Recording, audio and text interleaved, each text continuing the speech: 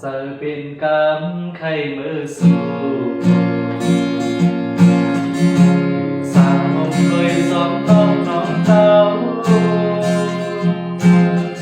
สู่มอลานความฝันต้นโพใจใจที่เขาใจก็ถึงอยากให้กินอยู่น้องสาวน้องเต้าเอ้ยใจใจถึงสู่จอมสู่น้องหุกใจปี50เลยก็ให้สอดมือนางบางบอกเป็นกำใจเฮาให้เป็นเสอเฟสเป็นมาออกปันโตมีน้องสาว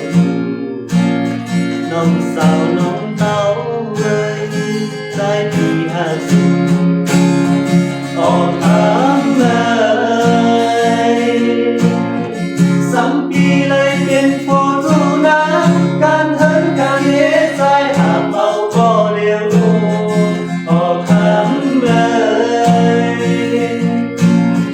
อำเภอน้องแก้มหนุ่มนิ้วมือนางในเกณฑ์น้องสาวน้องเต้าเอ้ยใจปี50น้องสาวน้อง